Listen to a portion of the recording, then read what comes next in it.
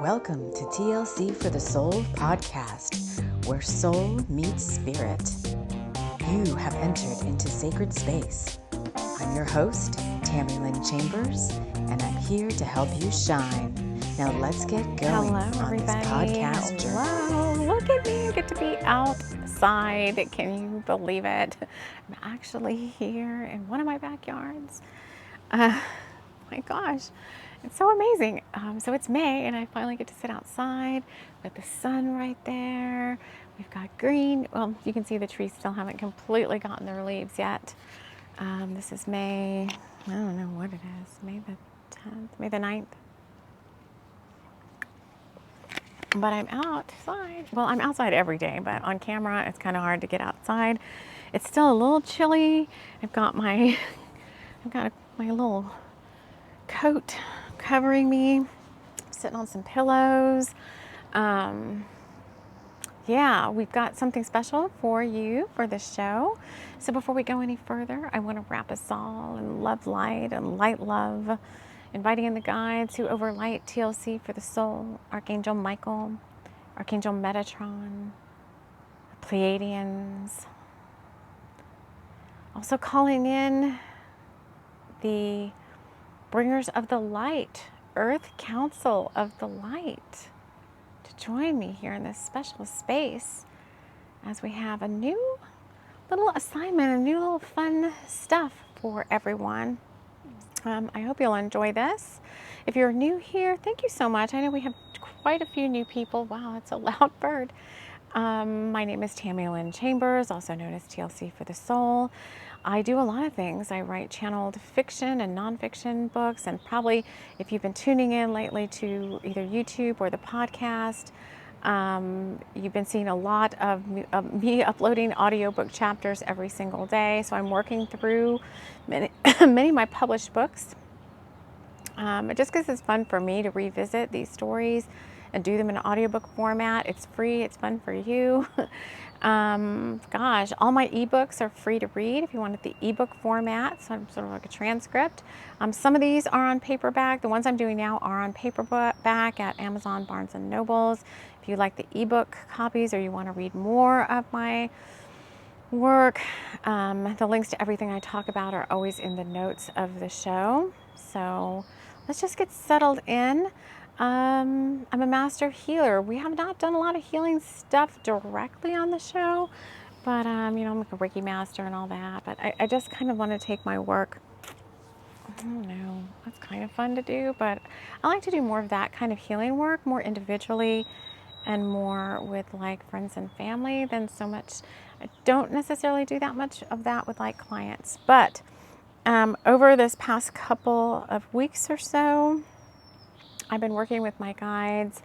I talked a little bit in the May energy update about the grandmother codes, and I was really drawn in to start watching a little bit more of what Diana Cooper's been doing. I didn't know any of my maternal or paternal grandparents, none of them. On my mom's side, there was a maternal step grandmother, but just not really. wasn't really the real thing. But anyway, so I work with my maternal grandmother in spirit. She's been helping me a lot. She is a direct descendant, bloodline relative of the Tuatha De Danann. So a lot of the influence of the Danann is part of my light language that I do here, and just part of the whole earth magic-y stuff that we bring onto the show. I try to be diverse because I get bored easily, and so I don't just like writing books, or I do have quite a few oracle decks out there that I've published. Some of them are not in print right now. And I wanted to start working more with the Earth Council, or not really the Earth Councils. I started a while back working with the Galactic Federation, the Galactic Councils of Light, delivering channeled messages.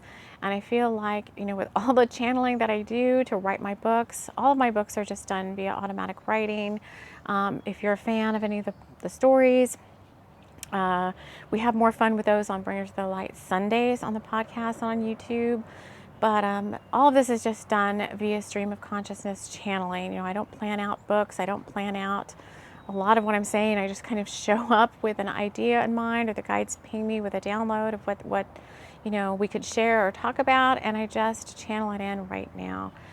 But I started watching Diana Cooper talking about the grandmother codes. She popped up she's always kind of been in my feed a little bit, but I never really paid too close attention. And then I started watching her. She was opening some special portals. We're going to be talking more about portals again here a little bit on the show, but she was opening up some very special portals that she had made with her granddaughter in her backyard to different places, to the Pleiades, to Pluto, just as she was guided, to Metatron. She had quite a few different portals that she did a ceremony on 5/5 and activated all those portals in her backyard. And it was a very special project where she kind of did everything herself. But when I started looking at her more, I'm like, oh my gosh, some of these people, some of these way showers in our reality that have a lot of knowledge. And I was like a chakra snob again. I'm like scanning her chakras, like, her chakras are huge. And I thought, there's so much wisdom there. And I looked at her, I'm like, oh my gosh, I think she's in her 80s now. So I think the guides are kind of preparing other way showers to kind of keep passing on the knowledge that some of these older way showers have. Like even Master, he's not 80s, he's in his my spiritual teacher's like, I think he's a little bit older than me. Maybe he's in his late 50s, but I'm like, some of our spiritual teachers have been doing this work 30, 40 years. And so that's where these grandmother codes come in, where it's like, maybe you will be guided to, tune in to an older way shower, like Wayne Dyer used to be another one. As these people slowly transition off the planet, there's others kind of waiting in the wings to kind of carry on some of the same messages. And as I was looking at some of Diana's work, the channelings, I mean, she does so much work with like the Earth Councils of Light, the Galactic Federation, and you look at her and you're like, oh, she's just like a little old grandmother, but she's got a lot of background working with the higher councils of light. And I kind of on and off have dabbled with that. I worked with Merlin for a while, and we did a lot of earth magic work with portals and strengthening existing portals and opening new portals and stuff like that, working out of Avalon. Some of you that have been on the channel for quite some time with Sisters for the Sword may have remembered some of those things we did out of Avalon, working with Merlin. And then I kind of let that go for a little bit. I was doing a lot of internal healing work and all of that. And so I was telling them, as I was like listening to what Diana was sharing, she shares like a monthly ascension report. I'm like, I want to do that again. I want to plug back in with the Councils of Light. And I have a very clear understanding, just in terms of background, of where this is coming from. I was in the corporate world for almost 30 years. I sat at a round table pretty much every day with different quote unquote councils, committees, groups of people. I led many of those meetings. I was a member of many of those round tables in terms of being on committees and all of that, where the focus was very much around, the personal agendas of people in that corporation. Not that it was bad, but it was all about like, we could spend a whole round table, a whole year talking about, putting a login link on a website. I was in IT project management, and getting caught up in people's like personal agendas because they wanted to like push themselves to kind of like make a name for themselves in the company or whatever. So sometimes we would get pulled into those types of like committee type things. You're on the committee for XYZ, and you're like, what? And then you have to kind of really feel like you're getting behind someone's personal messages about what they want to do. Well, so I feel like I'm very well versed to take on the role that was offered to me. Some of the members of what's called the Earth Council, and there's many councils. If you think of, that bird is so loud. If you think of governing bodies and councils and like management tiers inside of like a corporate world, and if you're not corporate, I mean, there's always somebody above somebody, right? It's kind of like that. But in the corporate world, it's exponentially larger with like, this overarching, there's always like the man, right? And then overarching bodies of management, and then those managers have other managers that report to them. It's like this like tree that goes down. So think of that when we're talking about these councils of light, but the agenda is no longer, a personal agenda. agenda.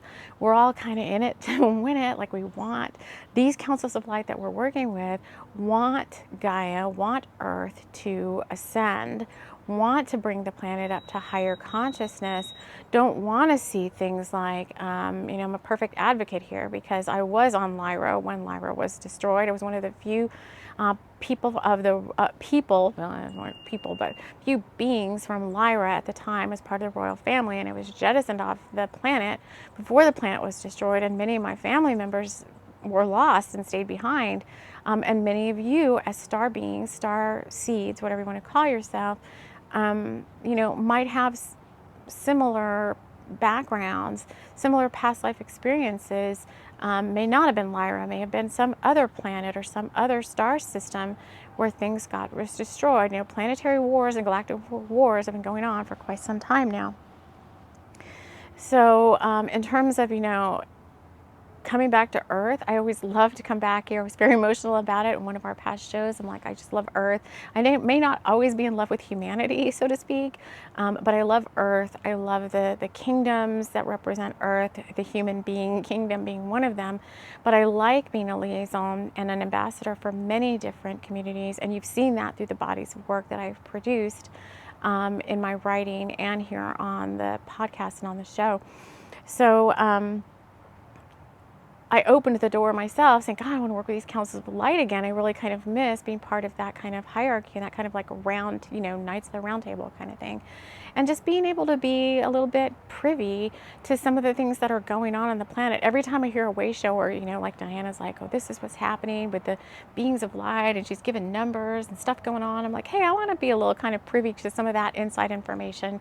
It's not really inside, but I kind of know what's going on with the planet. I'm here, I'm in service. I say that every single day. So it'd be kind of fun to be kind of in the know, so to speak, a little bit. And I don't know everything, but to be a part of what's going on as part of the planetary ascension process.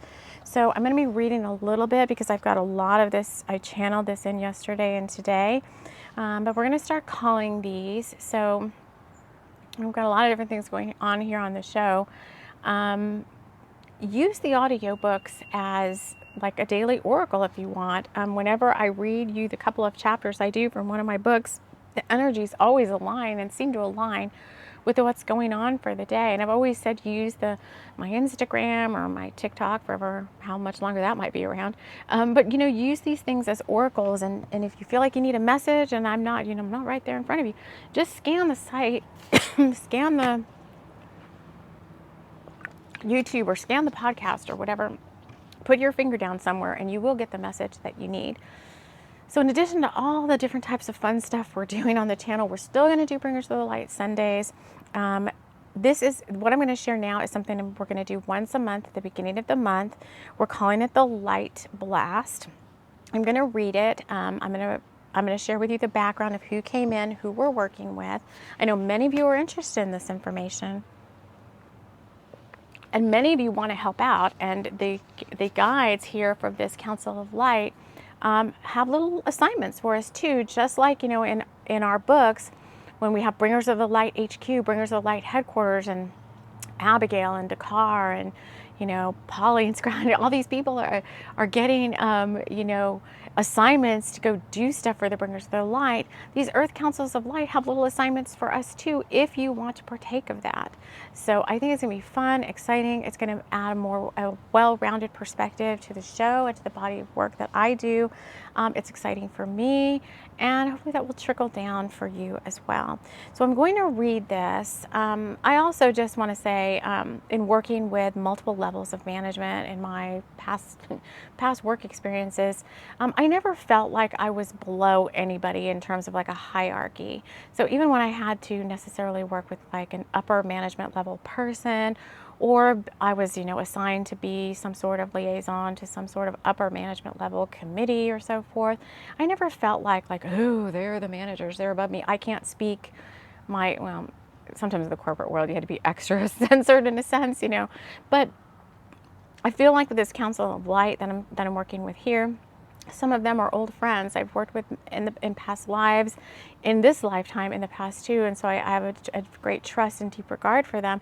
I don't feel like because they're master level teachers or, you know, angelic beings or anything, that they're any lesser or higher of a being than me. So I feel like I come in with the wherewithal that if they're telling me something, I'm not like, oh, just because you're master so and so, you know, I'm gonna like just take what you say and not, you know, ask questions. I've asked a lot of questions here in this channeling, and the guides are very, you know, if they can't tell us, they're going to say they can't tell us, but they're very upfront. You know, there's no, what do I want to say? There's no personal agendas. There's no ego involved here in terms of like, well, I'm Lady Portia. How dare you, you know, how dare you question my authority?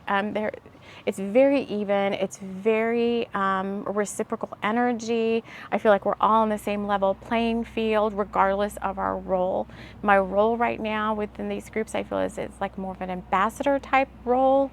Where I go to the committee, they're going to share with me the updates that they have, give me the opportunity to ask questions, volley back and forth, maybe have my own input. Maybe I have, based on my soul experience, some of my own ideas and answers that weren't thought of here as some of what's going on. So they're going to give me the opportunity to share that.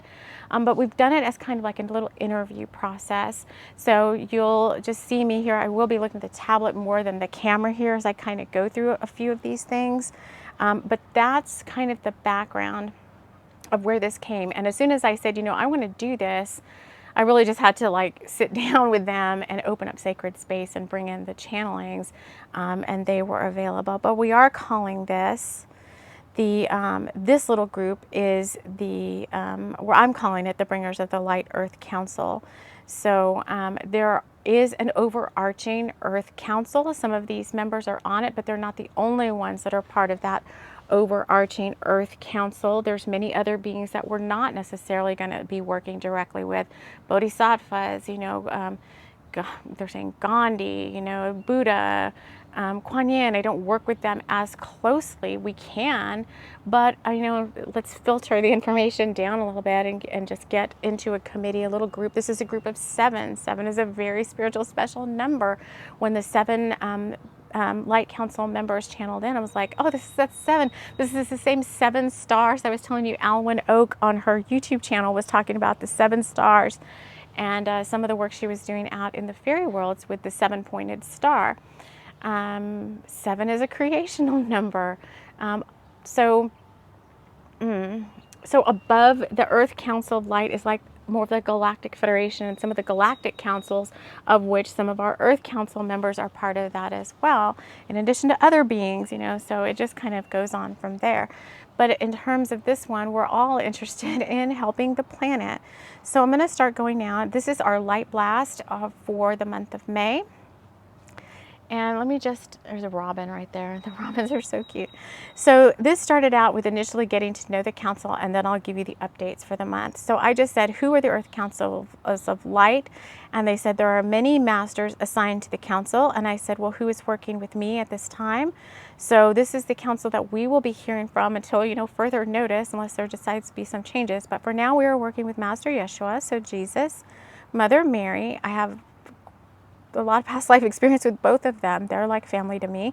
Master Hilarion, Lady Venus, Lady Portia, Merlin, and Mary Magdalene are going to be part of our council for now. And I asked them, what kind of work would you like us to do together? And they said that they mainly want to focus on conservation. So I have, you know, earth conservation, the goal of freedom and liberty, twin flame reconciliation, and they also want us to work with what's called the Earth Kingdoms Triumvirate. So a triumvirate is like a group of like 3. There's many triumvirates. This is just one of many Earth Kingdoms. So we will be working with a triumvirate that represents the Tuatha got experience there. The Telosians, I'm very close to the Telosians under Mount Shasta. They're part of our soul family from old Lemuria, and they're still active and very wanting to work with human beings on the top side. and some various fairy kingdoms. So that was a little broad, so we go into it later on, like, well, what fairy kingdoms are we talking about here? So I asked them, how do you want me to be involved? And they said, this is a voluntary post for you, something you can try and see if you like it. There's no pressure. They just would like to have us there, have me there. And it would greatly help to use me as a liaison or an ambassador. I'm not the only one. This is happening all over. You know, other people are being pulled into ambassadorship. There's existing ambassadors out there doing similar types of work now. You know, you'll see them all over YouTube and various other communication platforms. But they said it will help greatly to use you as a liaison to communicate this information outwardly. So I asked, what would I be communicating? And they said, at times we have very important, so it says, at times we have a very important teaching or update to share that it would involve you sharing your newsletter or other forms of communication with others in your group. There's calls to actions and petitions, and we would also like to use your forum to share updates on how the ascension process is going on the planet. We would also use the aforementioned topics to channel information so that it's more succinct for others. So they're talking about the topics of conservation, freedom, liberty, twin flame reconciliation, and working with that Earth Kingdom triumvirate. They said there is much to share, and in a sense it is very governed, as you say, but rather than the focus being someone's personal agenda or business goal, we're talking about the freedom, liberty, and ascension of a planet, and we think that's well worth noting. And we would like to have fun too, and know you can add an air of lightness and magic to the messages, which is always my goal with all the work that I do. I don't want it to just be like boring, serious stuff. I want it to be fun. I want to incorporate it into my work. I want it to be child's play. I want it to be magical. I want to just like escape off into the fairy realms with this whole big triumvirate. And then I said, how often would we meet or communicate? And they said, every month we will have a comprehensive update for you to share. You can share that in full and continue to touch on it during the month's time. And they said that they just, you know, in terms of like Earth time, they would just prefer to work by calendar month. They think that's just easiest for all involved in terms of how often the updates are shared. Because I was like, you know, new moon to new moon, or what do you want to do? And they're like, it's just easier to do this by calendar months. I'm like, okay, I'm down with that. So that is the background of how this came to be. Now I'm just going to share the update that they provided to me for May, and we'll just see how this plays out in terms of all the other stuff we do here on the channel. All right. So the month of May 2024, their first update is under the topic of freedom and liberty. Says there are many new light codes available now that need to be disseminated onto the earth. This is being handled by the Light Council at a master level above this group. Many light beings, angels, masters, and guides are using their light bodies to share these codes within the collective. So then I said, well, what are the purpose of these codes? And they said, think of someone who isn't able to leave their space of residence due to the energy of negative karma. These codes are allowing those with very negative karma to accelerate their penance. This is an act of divine dispensation. Now, I did hear Diana Cooper share a very similar update. I think it was her May Ascension Energy Report or whatever. She was talking about this. Hers was a little bit more about negative. I don't understand the blue triangle. Something with Archangel Michael. But so I was, let me stick to this one though. I don't need to go do, Diana's doing her own thing, but I was like, what? Because all of a sudden I just said, why this Excel? So here's where I get to like say, what? I did ask them, I said, why this acceleration process when many of us have spent lifetimes and the better part of one lifetime, hell, me included, clearing negative karma.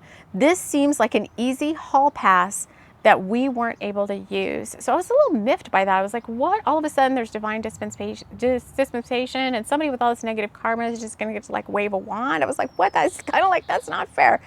And they said, this is part of an accelerated process that was divinely gifted to us by the High Council and the Galactic Council earlier this year. We held these codes on purpose so that others could complete their karmic recompense. The winter solstice of 2023 marked the end of this cycle for those involved, and as you might say, there was no shortcut for this group. That's the group I was in. That's the group maybe many of you were in. You can remember around the winter solstice time, they kept telling us there's this big graduation process. Anybody that came in prior to that time who wanted to clear negative karma had just basically had to work through it. And I know many times they told me there's no shortcuts, there's no shortcuts, there's no shortcuts. You've just got to do the work. For various reasons, depending who you are. Maybe you're like me and you're a way shower and you just had to learn the process of doing these things yourself over and over and over again so that you could teach it to other people or talk to other people about it. So at that point, it was basically like, well, there's nothing I can do about it other than be like, oh, well, that wasn't fair. But now it looks like they had these codes. They held on to offering them out until those of us that had completed this whole karmic clearing thing with this winter solstice of 2023, whatever. So those codes are out there now. And I said, who is benefiting from this new accelerated process? And they said many souls will have this opportunity to receive these codes, and this will mark a time of great growth in the amount of beings who can up-level at this time. Ultimately, the goal is to increase the amount of light and positive karmic justice on the planet rather than a tit rather than a tit for tat of who got the new process versus the old way of going about this. So I like that with this council. I feel like we can feel free to try to maybe hold each other accountable and kind of be like, okay, you're being a little petty here or whatever. I feel like there's this respect for each other where it's like, well, you can tell me like, you don't need to worry about that or whatever. I don't feel in any way that they were like, oh my God, they're slapping my hand. I do feel like they do it in a sense, with a sense of like, kind of not dark humor, but with a little bit of like some kind of humor involved, like, hey, they definitely are going to check me. And I do feel like I'm able to kind of quote unquote check them back a little bit, and we'll see how that relationship goes. All right, so that was it about the freedom and liberty. So it falls under freedom and liberty because the more people that can clear their negative karma, we could probably do a whole multiple shows about how that impacts the freedom and liberty of the human realm kingdom as well as other kingdoms. I do want to say too, if any of this spurs questions in anyone listening or watching, this is your opportunity to submit those questions to this show so that we can come back to the council and follow up, if the questions are pertinent or whatever to the topics at hand, and we feel like, well, let's add those to the agenda and get those answered. Let's do that. Let's bring those to them. Okay. So, because I do kind of, in reading that, I do kind of want to feel like, okay, what happens with this freedom and liberty then? What does that do? More people are up-leveling. What does that do in relation to freedom and liberty? So I may want to dive deeper there. The next topic they wanted to bring for May is twin flame reconciliation. Twin flames are coming together now at an accelerated rate of time. Many of you listening or watching are twin flames. I myself am on the twin flame journey, so I was very excited that we get to work with the twin flame agenda. They said there is a push from the higher council to reunite as many twin flames as possible into higher vibrational matches. This uniting of two as one exponentially increases the light quotient on the planet. We've talked about that many times in our twin flame updates. And we will be strategically rehoming twins to areas where their unique light signature and vibration will have the most impact on the planet, the grids, humanity, and other light beings and races. Stay tuned for a more comprehensive update in June. I find that very exciting. And then I asked them, what about twins? Because this is mainly the twin flame connections you hear about. What about twins whose counterparts aren't doing the work or are not likely to align to their counterparts in a reasonable period of time? You go out there anywhere and look at twin flame content, and that's the majority of what you're going to see. That's not the twin flame journey I am on, thank God. If I'm going to meet my person, I want them to have done the majority of the work they need to do to line to me out, all that back and forth crap. I told them, I'm like, if you put me on the twin flame journey, I'll take all the time up front to do the work and align with whoever this person is. when they're ready. I don't want this ghosting and the separation, the back and forth. That's somebody else's roller coaster ride. So I did ask though, because I do feel like there's a lot out there with twins. The counter, one is doing the work, the other's not, or the other's doing the work, but they're just dragging their feet. And it doesn't seem likely that they're ever going to align to each other and be able to come together in union. And their answer to that was these counterparts are being reassigned. So don't be surprised if you feel like that's you listening, that one or the other gets some sort of kick in the butt to move on from your person and allow another high vibe counterpart to come in and so that you can get on with your work. This waiting, the waiting game and the back and forth thing, I am sorry, that is not, no, I don't think so. That just can't go on for a reasonable period. It's just unreasonable. All right. So they have a bigger comprehensive update next month for that. And then the triumvirate. So we are hearing from the Earth Kingdom triumvirate representing the Danan, the Telosians, and the Fairy Kingdoms. And their update there is, we would like to share ways that others can assist this group in spreading light, opening portals, and increasing the amount of light that is emanated from the various portals, gates, and sacred sites. We are working on an initiative to create as many portals as possible over the next 6 months. That's what Diana was doing. This is in preparation for Lionsgate and a very potent time of Earth energy up-leveling happening at the autumn equinox for us in the northern. So happening in September and again at the winter solstice. More to share there at a later time.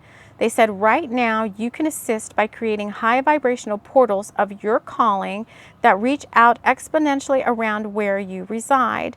Allow yourself to be guided or use Diana's portal. She did quite a few. Or we're gonna do some here on the show as an example. And I did ask, so I'm going to talk about that more in a second, but I did ask them what fairy kingdoms are represented here, because, you know, fairy kingdoms are all over the place. And there's this song with Katy Perry and Snoop Dogg called California Girls? And you know me, you know I'm a California girl at heart and soul. I mean, the whole new Lemurian ley line and energy lines go from Hawaii all the way up the West Coast. I lived on the West Coast of California for 6 years, and beyond that, I traveled there quite frequently prior to that. I've been up and down the Oregon, Washington, I haven't been so much on the Washington coast, but up and down the Oregon, California coast. That's my baby. I mean, if you could, you know, I don't know, that's just my baby. That's just a land and a space that feels very, very special to me in my heart. And so they said the California West Coast fairies represent, which is part of that song about California girls represent. So they said the fairies we're working with are California West Coast fairies.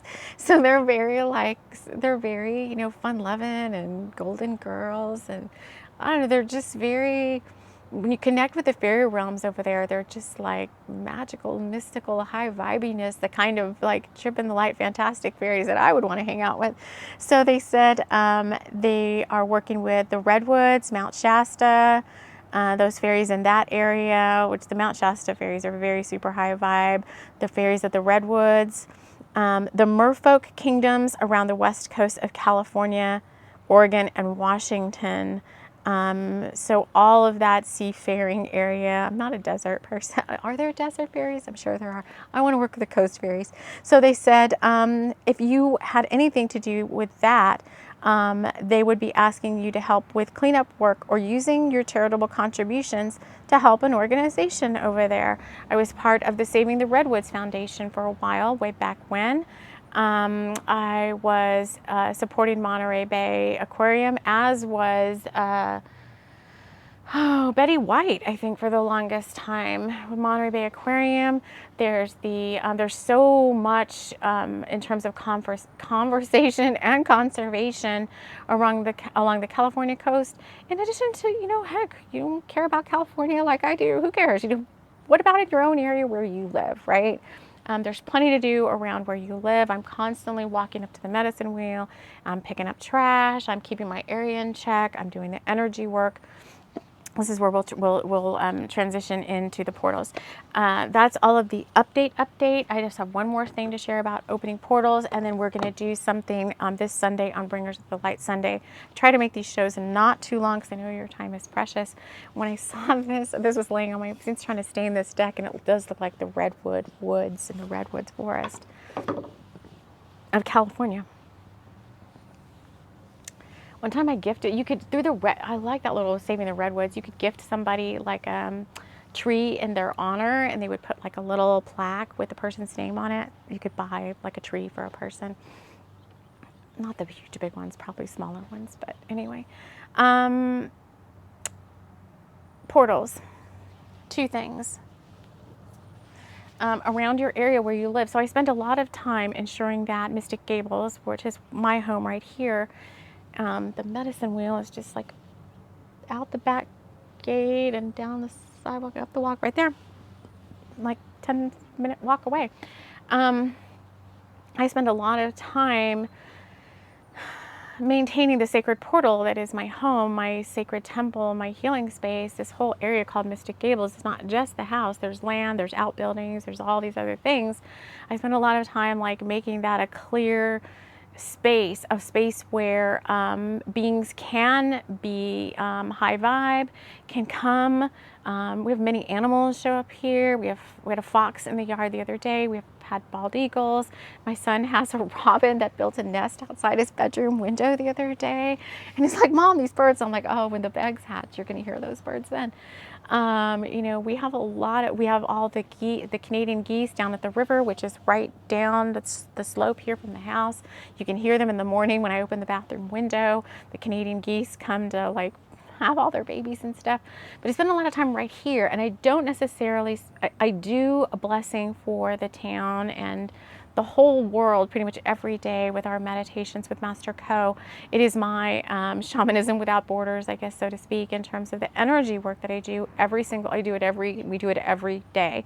I don't miss a day. If I miss a day, I feel like off, like something's wrong, unless there's some emergency or something, obviously. But I have not opened a lot of portals. They have had me, and they've asked me, the ancestors and elders up at the medicine wheel have asked me to open portals before. We've worked to close portals, and I've spent some time up there with them, the burial mounds and such, and the medicine wheel, and we've helped beings cross over and open portals to do that. But the other day, Diana Cooper, as part of her the portals that she created one to the unicorn kingdoms of Lyra, and she said that they told her that that would be a portal that was 5 miles wide, or stretched out 5 miles on every side. So that's a huge portal, and a lot of times I wear all this jewelry, and this is part of my spirit guide auction spirit guides. Many of the times the jewelry that I'm wearing is magical jewelry. It's got energetic bindings to all of the spirit guides that I have on my spirit guide list. If you're new here, way back many years ago, I was part of like Spirit Guide Auction, a private group on Facebook, and I amassed like over 35, I think, spirit guides, all of them bound to like pieces of jewelry. And so this morning I'm like, I feel like a new guide wants to work, and I have them all in their own little special box. And I said, usually sometimes I'll feel the energy of one, I'll pick it. I'm like, find me one today. And I put my hand in, and I got the indigo Antui, and it's a unicorn. And it's a kingdom of unicorn called the Antui, E-N-T-U-I. And so I feel like, I think in what Diana was saying with the unicorn portal, that it benefits a lot of schools. And you know, the unicorn energy is very high vibe. All of our crystal kids, our rainbow kids, all of our kids need that, like, you know, in addition to, they just need that high vibiness.